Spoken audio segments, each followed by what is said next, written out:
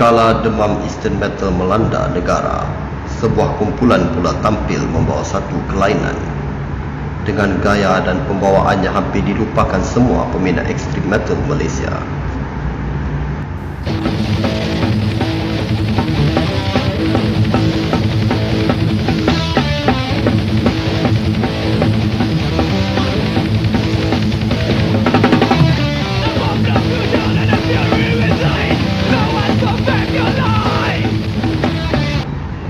Thrash Till Death, seperti telah diceritakan dari episod awal ulasan Extreme Metal secara kronologi. Pada lewat 80 ke awal 90-an, muzik thrash sememangnya menjadi ikutan di negara kita. Namun, ia perlahan-lahan ditinggalkan dengan kemunculan death metal, black metal dan akhir sekali Eastern Metal yang merupakan klimaks kronologi Extreme Metal dalam sejarah metal Malaysia. Biarpun kewujudan dua gergasi thrash metal FTG dan Kromo yang sangat aktif melahirkan album sepanjang era 90-an, namun kehangatannya sedikit terbatas kerana thrash bawaan mereka sedikit berbeza dari thrash metal cara tradisional atau old school thrash metal gaya 80-an.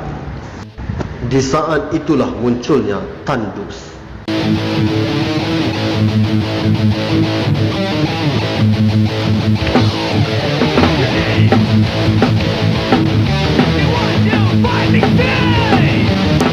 Dengan imej penampilan ala-ala 80-an lengkap dengan jaket jeans potong lengan, jaket kulit, seluar ketat dan kasut high cut, ia cukup memberikan gambaran nostalgia era 80-an pada tahun 1997.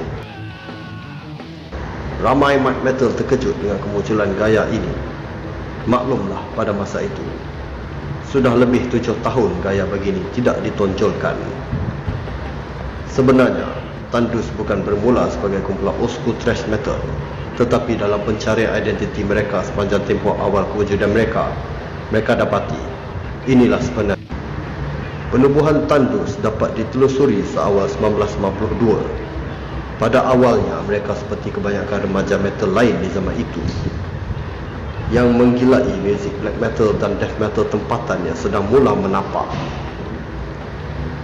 Pada peringkat awalnya, menggelarkan nama kumpulan mereka dengan nama Unbigotov dan dibarisi oleh Acun bass, Jepun gitar, Fadil drum dan Grey vocal. Mereka banyak membawa lagu-lagu cover dari Brain Dead, Dark Throne dan Rotting Christ. Hinggalah pada tahun 1996, dengan kemasukan ahli baru Ain Raptor dan Amorphic gitar dengan posisi drum diisi oleh Lan Hammer. Mereka mula membawa lagu-lagu cover dari kumpulan-kumpulan thrash 80-an yang pada masa itu sudah dilupai oleh kebanyakan mat metal Malaysia seperti Sodom, Destruction dan Creator. Sedar bahawa apa yang mereka bakal bawakan ini akan menjadi satu konsep yang lain dari yang lain, mereka menukar nama kepada Tandus, satu nama yang mudah diingati dan tepat mencerminkan suasana pengaruh muzik mereka. Tandus terus mengorak langkah dengan merakamkan demo tape 4 track mereka di studio Jojo's Production, Johor Bahru.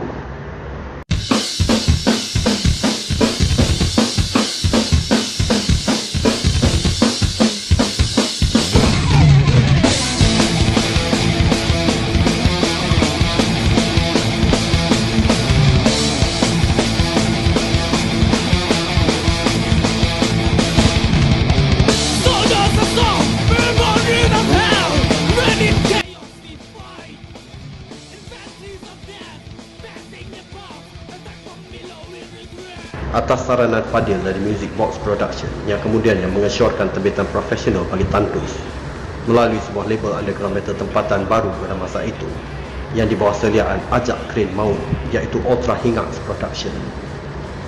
EP Tandus Logam Baut menemui pasaran pada tahun 1997.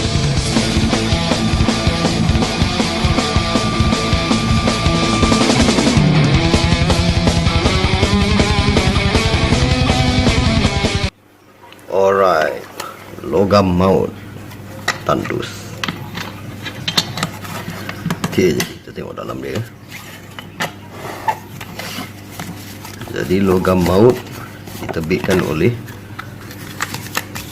Ultra Hingax Production dan Music Box Production edarannya. Okey, jadi EP berkonsepkan old school black thrash metal ini. Sebenarnya masa ni masih black thrash metal lah, belum betul-betul jumpa sound thrash metal yang sebenarnya, masih lagi ada influence black.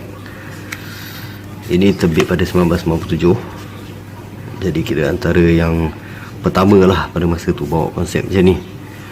Kalau tak masa zaman ni semua black metal, eastern metal kan. Tiba-tiba muncul satu yang macam ni lah, macam kita cerita tadi. Okey, tapi logo Tandus pada masa ni masih nampak ciri-ciri macam ala-ala band black metal, death metal kat lah, dengan bentuk dia macam api jin macam tu kan. Jadi logo Tandus pada masa ni belum menampakkan old school punya design lah. Kalau old school punya design korang faham-faham lah, tajam-tajam lah, petak-petak kan. Okey, jadi artwork depan dia tak tahu lukisan apa ni, tak ada maklumat pasal artwork siapa. Cover illustration by Acut Oh, Acut sendiri lah lukis Acut siapa tu? Bukan Acut raw design katanya, mungkin lepas tu dah dicolorkan semula lah. Jadi tajuknya Logam Maut, diterjemahkan maksudnya death metal lah. Patutnya logam belasah. Okey, jadi kita boleh tengok ini adalah gambar Tandus yang paling popular lah, yang sering diulang pakai. Kita boleh nampak lah gaya dressing dia orang pada masa ni masih lagi menunjukkan ciri-ciri metal era pertengahan 90-an lah, dengan baju hitam macam ni, pakai spike macam ni kan, pad stud macam tu kan. Tak tahu kenapa masa ni belum betul-betul dress up jaket jean potong lengan, tapi ni ada jaket jean potong lengan satu, cuma belum betul-betul diimplementasikan lah pada masa ni. Okey, jadi kita boleh tengok design dia simple je, macam batu-bata gitu, era 90-an lah, teringat game apa nama tu, Wolfenstein 3D. Okay, jadi belakang simple je, just logo saja.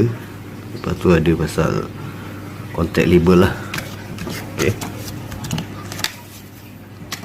Okey, kaset macam biasa lah, 97 kan, duduk sinar lah. Okey.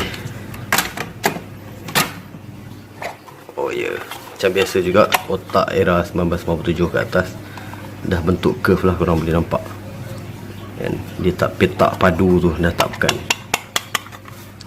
Ikutkan kotak jenis ni hampir main quality lah, cepat pecah.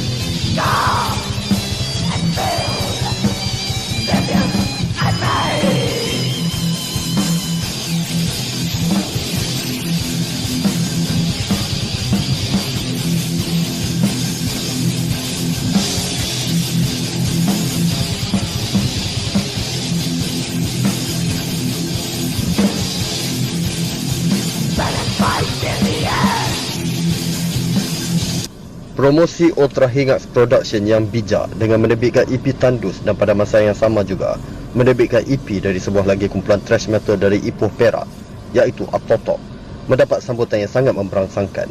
Sekitar 700 keping cetakan EP Tandus terjual dalam masa yang singkat. Nama Tandus mula dikenali di seluruh negara bersama-sama Atotok. Dua outfit old school thrash metal era 90-an ini benar-benar mencetuskan fenomena pada masa itu. Tandus mendapat banyak jemputan gigs sepanjang era 90 ke awal 2000-an. Dan menerusi fenomena Tandus inilah bangkitnya sebuah scene old school metal di era awal 2000-an.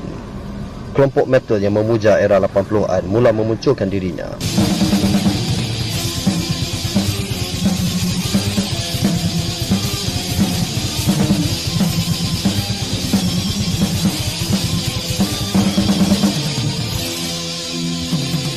Manakala Tandus sebagai pencetus fenomena itu berehat panjang hinggalah ke kemunculannya semula pada 2020.